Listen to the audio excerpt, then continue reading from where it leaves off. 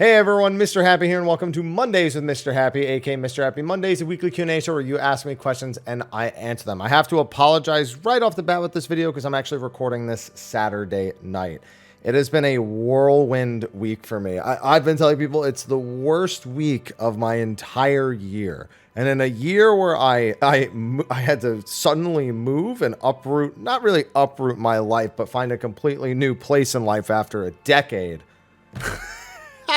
That's not to mention then there's this thing which is going to be unavoidable, where I was trying to trim the top here because I had like a stray hair or two and I cut too much. Like it's unavoidable. Like everything, my internet was broken. I've been dealing with some other stuff in my personal life. My cats won't let me sleep at like everything has been like first world horrible. That's what I'll call it. I'll call it first world horrible because it's not like anything catastrophic has happened yet, but it's just been one of those weeks. So I'm recording this Saturday night because my internet is finally fixed after 5 days.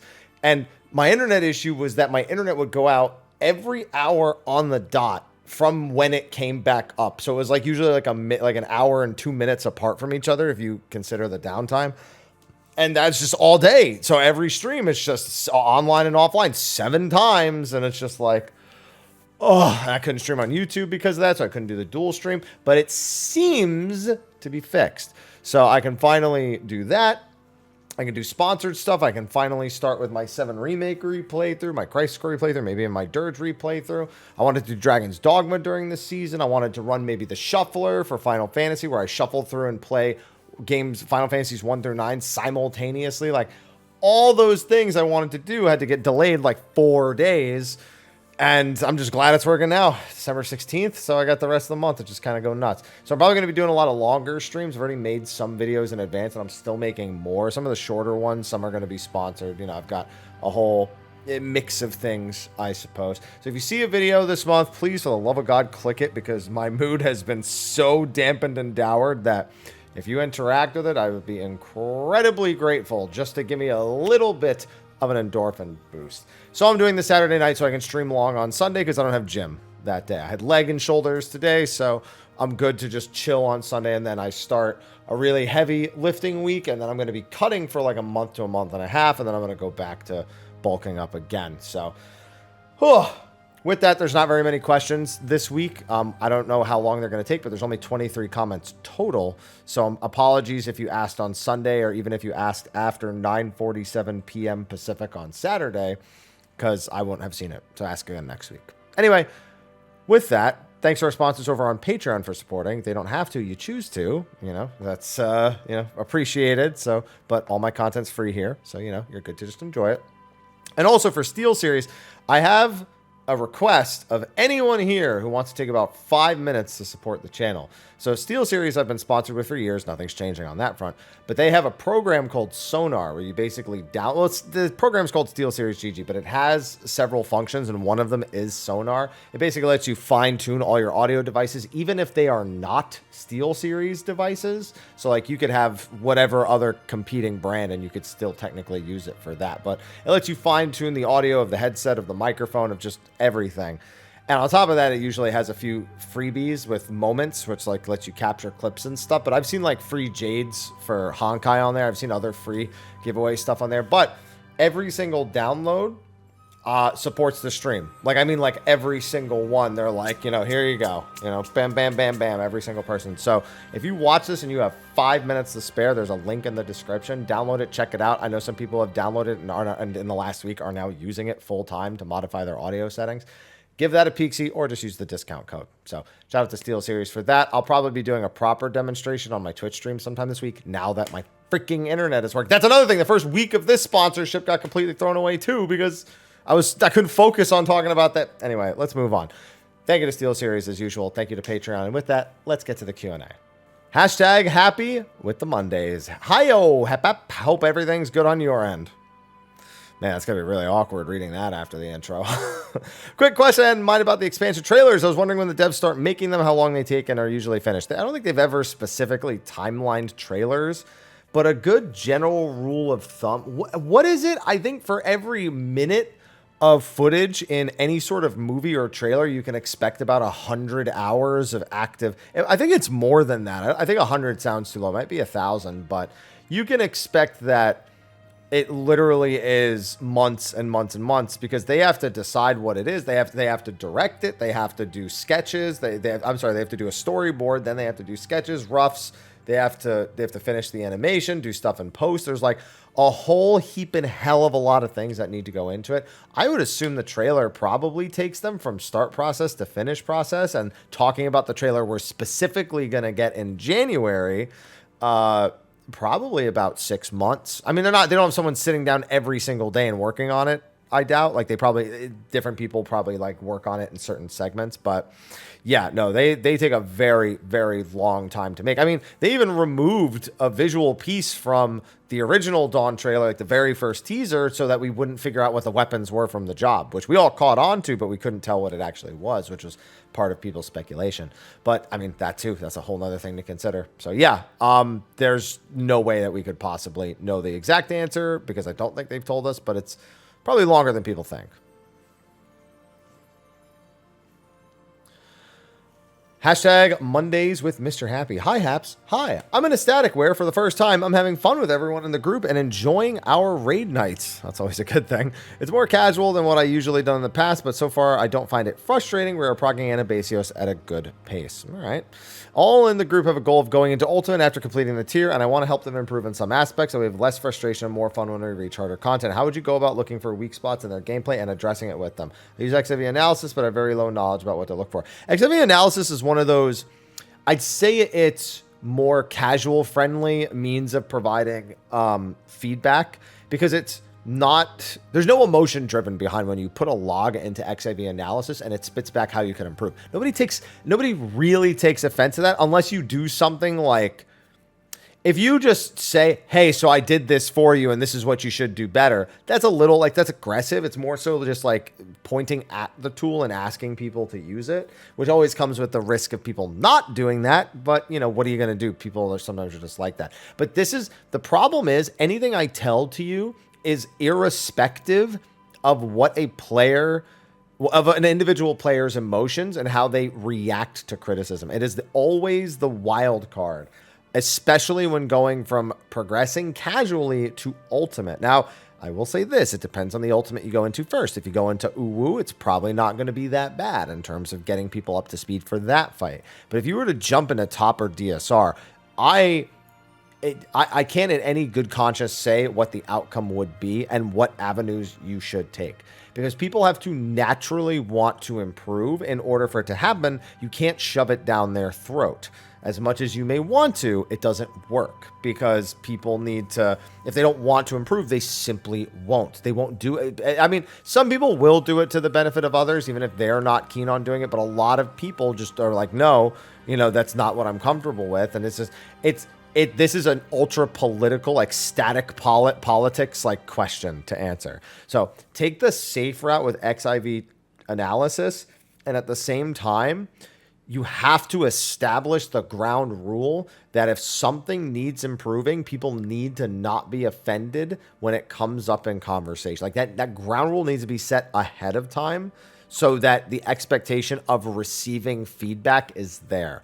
After that, you probably can intuit what to do, but it's just that first level of communication that's needed. Hashtag Mondays with Mr. Happy. Well met, Mr. Happy. Hello. What are your favorite homebrew remedies whenever you get sick? I don't get sick. I'm not even like showboating. I literally don't get sick. Like, I get congestion, but that's like chronic. I get that 6 months out of the year. It's not even allergy related. It's just like when it's colder out, I get congested. And that's not sick. That's just my body sucks. Like, I feel fine. I wake up the next day, I blow my nose, and I go on with my life, and that's the end of it. And I had COVID, and I had like major symptoms for barely 3 days, and then I just tested positive for another like 4 or 5 after that, and that was it. Like, my body is freakish in nature. Honestly, I feel the most sick when I don't have coffee, because I have a caffeine addiction, and so I like turn into a completely, like, it's like the Snickers commercial, but it's like coffee for me. So I don't have any homebrew remedies. I just don't get sick. Smile. Hashtag Mondays with Mr. Happy. Hiya, Haps. Hi. Hope you're having a lovely day. It's better now that my internet's working. Lovely is a bit of a stretch, but I'll take it. Best wishes to Ivy, Aloha, and the Fat Cat. Fat Cat's doing all right. My question is, do you think they'll ever make a random roulette? Similar to Mentor Roulette, you can queue with more than just yourself and also includes old savages. I think this would be really fun for group play during lulls. So no. Essentially, that, as you've said, that kind of is what the Mentor Roulette is. But it comes with all the same problems Mentor Roulette does, in that it's so wildly random. That is one of my cats, Ivy. Look at her. Just hiding back there. Oh, she heard her name. It's like, where is that noise coming from? Yeah, it's too wildly random to the point where people are going to very freely feel like they can just leave if they don't like what they get. Happens in Mentor Roulette all the time. And on top of that, their roulette programming is kind of funky. Mentor Roulette seems to be the exception, where they don't really need all of the objectives to have the same number of people, but I'm not entirely sure how Mentor Roulette distinguishes itself programming wise from the other ones, where all the other, like the Alliance Roulette, they had to make sure all the Alliance raids were 1 tank, 2 healer, 5 DPS before they released the roulette. That's why they did them on the same patch. Whereas the Mentor Roulette seems to kind of bypass that problem.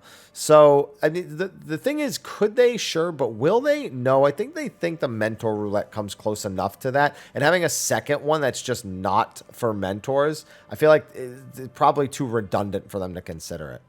Hashtag Mondays with Mr. Happy. Hey, Haps. Hi. Hope you're doing well. Just want to toss in my 2 cents regarding the min specs question that came out at the end. Ivy, that is my neck. I hope I can reassure people. Ivy, that is my neck. They probably went with an i7 6700. Oh, I closed it and made it smaller instead of larger. Not the first time. Because anything below an 8400 is insufficient nowadays for AAA games due to these processors being the old regular quad core. Yeah, I hadn't even considered that. An i5 11th gen will be more than enough for the game. Yeah, I think a lot of people who aren't too tech savvy see that the i7s in each generation are superior to the i5s.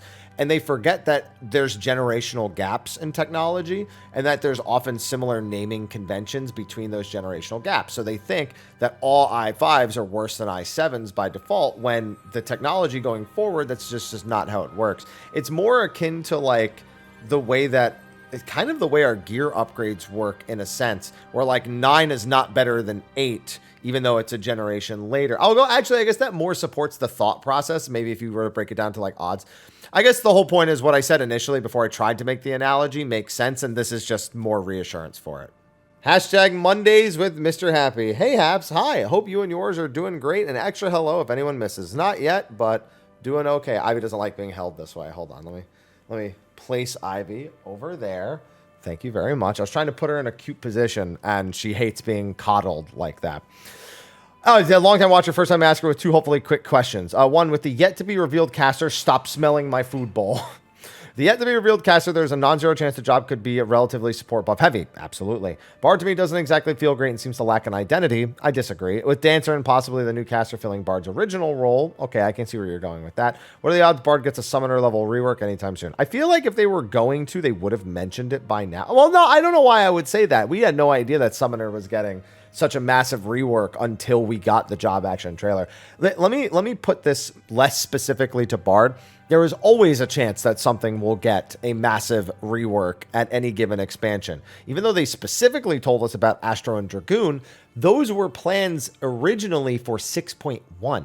They have never said those are the only 2 jobs they are doing it for. In fact, they haven't even really talked about those jobs since saying that the reworks were going to be delayed until 7.0, and that's all they've ever reiterated. So every job is on the proverbial chopping block when it comes to reworks. They always are and always will be. And for the second question here, which, by the way, I totally forgot to scroll down while I was doing this entire thing, so my bad. 2, what are your thoughts on the idea of opening the trust system a little more, such as allowing us to bring a friend? I mean, people have wanted this for ages. It's not like I have anything against it. I just think it's unlikely they will, because there's a high probability they built the trust menu without other players in mind, meaning they have to go out of their way in order to achieve that. And there goes my PlayStation 2 controller to boot. Was that Aloha or was that just me? That was me being dumb. Got it.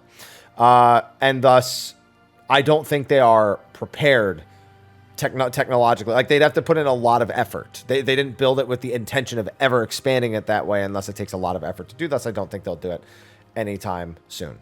Hashtag Mondays with Mr. Happy. Hi, Haps. Hi. Recently, I've started to try to go from couch potato into not. I love potatoes. Finding myself overwhelmed with the internet, throwing too much information. Yeah, that's number one, is not to go to the internet for information. Expecting too much time commitment and trying to make supplements. Don't do supplements. That's it. Don't do that. Feel like a new player trying to figure out where to start MSQ and only finding savage rating guides. Do you have any recommendations of where to start or sites communities for beginners who just want to dabble so they don't burn out and get scared? Generally speaking, an app like MyFitnessPal usually has like the bare minimum of information. It kind of asks you a lot of questions initially, but then it just gives you really simple goals. And while I think that a lot of program-related apps, or I guess program-related apps, a lot of programs that are relayed to you in apps are a bit too much on the simple side. There are a few basic goals that they regularly outline that are at least worth a starting point. 10,000 steps a day, for example, it's a go-to number for a reason. It's enough kind of body work to shed off any sort of like light excess weight to kind of get you into what feels like a more fitting shape before you start something more serious. But even once you're in shape, it's just good for the body to be up and about. It's good for the heart. It's good for the legs. And so you can start with nothing else, start there. And that gives you time to kind of stop and process anything else that you may find. I mean, there are lots of websites, but fitness is an industry. And as such, it has become a flood of opinions and information that are not all relevant to every single person. It's a lot of relaying personal experience and progress through one's own methods that do not necessarily work with somebody else's. So I always say 80%, well, like 70 to 80% of losing weight is what you eat, and the other 20% is the exercise. So put effort into bettering your eating as kind of a beginner step instead of worrying about what 18 workouts you're going to do throughout the week. You know, focus on the 10,000 steps, focus on bettering the food. And that alone is honestly enough for a good number of people to just feel better about themselves and in life. You don't like, yeah, could you go and do like, you know, a bench press or some squats or what? Yeah, you should and you could, you know, you could and you should, but those two things of just eating better and walking more is honestly enough for most people to probably be able to indulge in the things that they like occasionally without feeling like they have to go nuts and do all these like crazy programs and stuff. Hashtag Mr. Happy Mondays. Hi. Hope you're doing well. Better. Along with the cats as well, of course. Yes, as you can see, this one right here, loving her life. There she is. Got a couple questions for you this week, maybe 3 or 4, depending on how you want to look at it. Well, I'm just going to look at the text, so I guess that'll be up to me. Are people in Hawaii allowed to laugh or just aloha? That doesn't count as a question. I'm going to move on. Dad jokes aside, I first started rating back in 5.3 and was playing Astro at the time. Insert light rampant PTSD here. I will say that being my first tier in a Savage rating, it was rather difficult for me to learn mechanics, and I really struggled with a lot of them. Felt like I relied too much on callouts instead of genuinely learning the fight myself. Huge problem when it comes to the party finder. Nowadays, it's a little easier for me to catch on to things and pick certain things out. That does come with time. I almost prefer a quiet Discord call over the chaotic one so I can focus, as most people do. Genuinely curious, what is your thought process on how you learn or handle mechanics? Obviously, it's a lot of practice and repetition, but what little tricks do you use or help to make it easier for you and your party to understand? Everyone learns differently, so you can never guarantee that one person will be able to teach absolutely everybody to do everything. That's just not how it works, you know? That being said, understanding how the game thinks and how the devs think and how the game works and how the devs work is key to understanding everything. Like if you spread for an AoE and one person dies on their own, 99% chance that was a stack. Like you just grow to experience those things. If two people were standing on top of each other, good chance that it was either a pair mechanic or a spread mechanic. You know, if standing in one spot, if everybody was standing together and one person was targeted by something and you all died, that means it was probably a tank buster that was baited in some capacity, you know? Or it was like a near far kind of thing. So it's literally just process of elimination. When something happens, there are only X number of ways it can actually resolve. And then sometimes they throw you the occasional curveball, but for the most part, that thought process alone is enough. So it's all about gathering as much information, looking at it, and then learning how to understand it as quickly as possible. And that comes with experience. Like that's honestly all it ever comes down to. And then at that point, I like to say it's best to hear how people interpret it and keep kind of like a notebook, not a physical one, I guess you could technically, of methods in which people understand. A great example is Zodiark's meteor attack, where the meteors kind of like crash down onto the arena. And I was just literally like in my brain when I initially did it, I would look at them and I would just see them coming towards me. And I was just like, oh, how I think of it is if I can see it, if I look at it and I see it coming directly at me, then that's no good. So I need to look directly at it and not see one coming directly at me. Then somebody else said it's like opening and closing a book. They're not actually smacking down on the arena. It's like they're on the page of a book and the book is closing, and the open spots are the ones. There's a Mario Party game that I think is like that, actually. It's very much just like a book that's closing over and over and you have to find the holes. It's kind of like that. So that's, you take in what other people say, how they interpret it, and you just kind of internalize that, and that broadens your way of thinking and also allows you to explain it to other people in more ways, which thus allows them to find one that makes more sense to them. Hashtag Mondays with Mr. Happy. Hi, Mr. Happy. Hi. Hope all is well. You too. I'm a huge Final Fantasy XIV fan, but at 36 years old, I finally decided to play Final Fantasy VI Pixel Remaster because I heard so many good things about it. Pixel Remaster is particularly good. However, there is an achievement for Setzer's Joker's death. 777, I'm really struggling with it. Are you familiar? Yeah. So in the original SNES version, you could do a trick where you pause the game and use that to time your slot presses. And it all but guarantees you can completely manipulate the slots. This is actually a common trick in several Final Fantasy games, but in particular, this is one that I remember doing. However, if I recall correctly, and I'm open to being corrected about this, the Pixel Remaster version seeds their Joker's death attempts. So essentially, from the moment you start the roulette, it kind of already knows what it's going to do, and I haven't seen much ability to manipulate it. It looks like an ultra well-timed press while, going from pause to unpause and pressing it will do it. I did that for like 10 hours and never succeeded. I eventually just auto-battled it, and when it occurred, I got the achievement. Bear in mind, if you do that, you will get the other version of Joker's death occasionally, which instantly kills your entire party. Not as cool, but as long as you save frequently, it's not the end of the world. Or if you don't care, like if you don't need any other achievement, you don't care about gaining levels at all, then you don't give a shit, because as soon as it occurs, you'll get the achievement. You don't need to save afterwards or anything like that. So I just auto battled for it in Pixel Remaster. Hashtag chest day with Mr. Muscle. No, today was legs and shoulders. I decided that, yeah, maybe that's why. Maybe I worked out today. So I was like, well, I guess I just record then. Hello, Happy. Hi. Got a question about Dragon Quest 12. What do you think I know?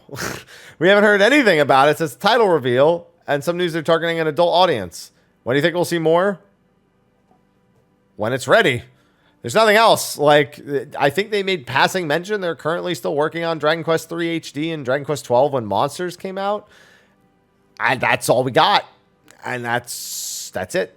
So I'm done. Hashtag Mondays with Mr. Happy. Howdy, Haps. Hi. Hopefully it's a less stressful Sunday to you this time. Debatable.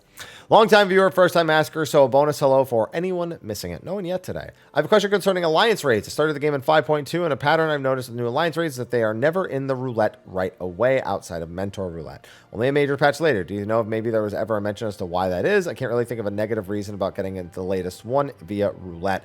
The main reason being is because people are already going out of their way to queue into this particular alliance raid because it's the newest one. People want the weekly reward. Whereas the roulette, they want to get people into the ones they're not going to directly queue into. Now, you could argue that because you need a Glaya and Euphrosyne for Thalia, for example, that they still have the need to go back and do those. But the thought process is still pretty much the same in that they can guarantee people will queue into Thalia every week. There's like a minimum expected, participation amongst the community, despite the fact that weeks and weeks go on and maybe people need things less and less.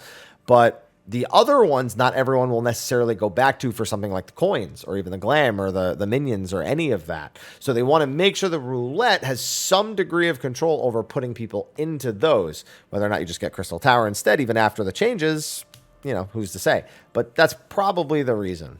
All right, this one's funny because it doesn't have a hashtag. It has a quotation mark. Quotation mark Mondays with Mr. Happy. Starting a new trend here. Greetings, Mr. Happy. Hello. Good thing I actually pay attention to the comments as I scroll through them. Asking your opinion. Okay, with Viper being assumed to have a fast-paced window. Well, I mean, they've told us as much. Should a player practice using Reaper and Ninja if they want to become more comfortable with the in-the-boss's face playstyle? No, you just need to practice doing 2-minute windows. Any high APM 2-minute window results in the same exact outcome. That's assuming our 2-minute windows don't change at all. They're all like they all have a different flow to them and like how you achieve like your 2-minute window. Like Black Mage, I wouldn't compare to Monk, I wouldn't compare to Ninja, I wouldn't compare to Dragoon, I wouldn't compare to Reaper. But you are essentially cramming everything into that 15 to 20 seconds that you're going to be hitting the boss, up to 30 seconds if you want to consider the pot timer as well. So that it's as long as you're practicing 2-minute windows, I mean, that's all you really need. And then it's just upkeep after that. And that's job to job, you know, going to be different. Also, do you see them increasing job potency with the launch of Dawn Trail? Please, for the love of God, no. Honestly, they need to get rid of so much. We've out potencied so many things. Honestly, we're about to get to the point where Dawn Trail in its first like patch is going to be higher numbers than Shadowbringers. And then they're going to have to stat squish again anyway. So, or maybe they'll just do it and they're just waiting to surprise us with that information. Who knows? But yeah, no more potency buffs. Before I answer this one, someone asked if I would ever consider adding timestamps for each question, and the answer is no. For two reasons. One, I don't want to. I'm not gonna lie, I forget these questions like almost immediately after I finish the video, and then I have to be reminded of them in future comments. Number two, I want you to watch the whole video. I don't want people being like, okay, do I like any of these questions? Do I want to watch? I don't really want to watch. I don't really like any of these questions. I'm not going to watch. So, no, I'm not doing that. As for the question in front of us, hashtag Mondays with a happy mister. Hi, hello. Sorry about my lack of hellos last time. So I have an overdose as I say howdy, heya. You know what? I'll take an overdose in this case. As for the question, with your hype for Visions of Mana being announced, what are your thoughts on the series and other Square Enix series as well? How lately they've been making things and bringing up old series with remakes and sequels, even if some things didn't work out. Still nice to see them branching out, even if all of 2024 has right now is Rebirth, Visions, and Saga Emerald Beyond. That's what it's called. I was trying to have a conversation with someone about it. I just couldn't remember. I remembered Emerald, but not Beyond. I mean, for me, it's just like, well, okay, so first of all, the Mana series, really just for classic RPG fans. Like, if you're into the slower, like, even the action is not that fast paced. It's not very complicated. It's for very simple desires. Simple needs have simple desires and simple executions, and there's nothing wrong with that. I like the Mana series for that. Saga, I never really had an easy time getting into. Honestly, the Saga game I had the easiest time getting into was the mobile game. However, I really appreciate that it took the systems that didn't work in Final Fantasy II and made them work. And then 2024 does not just have Rebirth. It has Rebirth, 16 DLC. It has Dawn Trail. As you mentioned, it has Visions. It has Saga Emerald Beyond. And then we're still waiting on news about Dragon Quest III HD, Dragon Quest. Like, I have a feeling we're going to see a few Square Enix surprises in 2024. I don't think we'll see a new Octopath, but I think we'll see something new from Team Asano, if I had to guess. That would be the ones who do. I mean, they did hold that survey about releasing Bravely on Switch. So I'm still waiting on that. Of course, there's always we're waiting for the surprise Final Fantasy Tactics announcement for that to be on like remastered and on modern platforms.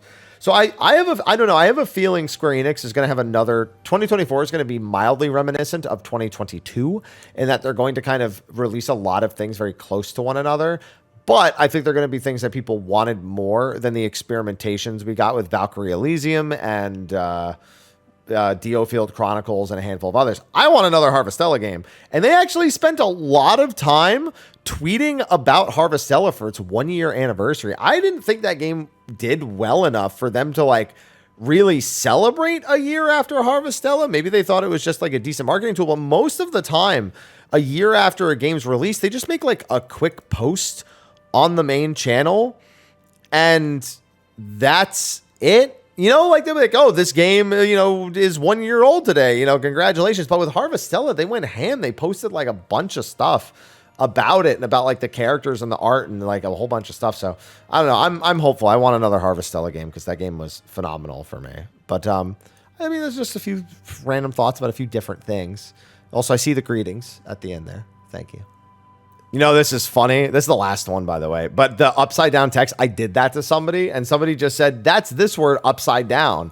And then I actually went and like copy and pasted the upside down text thing. I'm like, how did you do that? Hi, Haps from the land down under. Long time lurker, first time asker. Well, welcome. With Endwalker all but finished, I've been working on writing a post Endwalker retrospective. Me too. High five.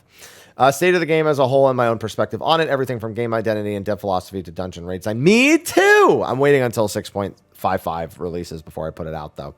However, as someone who started in late Shadowbringers, there's a fair bit I didn't experience, so I thought I'd ask someone who might know more. Do you know when the dev team started to become reluctant to do any nerfs or buffs, both major and minor, to raid alliance raid content post-release? They haven't touched most raids in like forever. In terms of 8-man Savage raids, before Abyssos, the last one they ever actively nerfed while it was relevant was Midas. And that was about a month after Midas came out. So that's a pretty long, that's Heavensward, that's Stormblood, Shadowbringers, that's 3 expansions, like 7 years almost between ever making a major adjustment to a raid while it's currently available. And the same goes for Alliance raids. They're not afraid to nerf Alliance raids after they're not relevant to make them easier. Like almost all of Evil East got nerfed to shreds. But they don't really see much of purpose, because as long as most of this content is hitting its target audience's needs, they don't really need to change it. And if the player like figures something out that makes it a joke, they're more likely to congratulate or I guess allow said advanced strategy to exist and maybe even support it in some way versus removing it outright. I mean, for example, we saw with the Sleepo strat in P7, the only way it was possible was with a third-party program that allowed people to get the markers. Like the initial very first markers that ever existed for it could only exist because of third-party tools.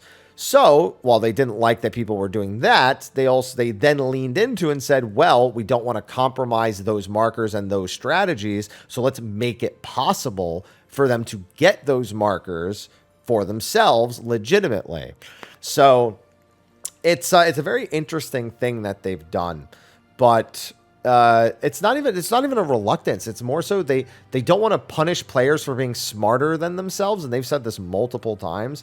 And they don't want to make things harder or easier unless absolutely necessary, because they prefer people just experience it as is until it's no longer relevant, and then they don't really have an issue with kind of blasting it into oblivion. So they made a few comments here or there, but that should encompass most everything that I think you need to know. But anyway, that's going to be a wrap for this week's episode of Mondays with Mr. Happy. I took those 23 comments and stretched them about. Well, they weren't all questions, but I took the ones that were questions and really stretched them out. So hopefully you enjoyed. Again, apologies that I'm recording this on Saturday night, but all the same, it's just what I needed to do for me this week so I could have a more focused Sunday, and I'm willing to bet you'll mostly understand. Anyway, with that, I will see all of you in next week's episode. Be sure to ask your questions in the comment section below. And if you asked on Sunday, be sure to post them again, because I won't have seen them, just to make sure. Anyway, with that, I will see you in the next episode. And until then, I bid you adieu. Take care.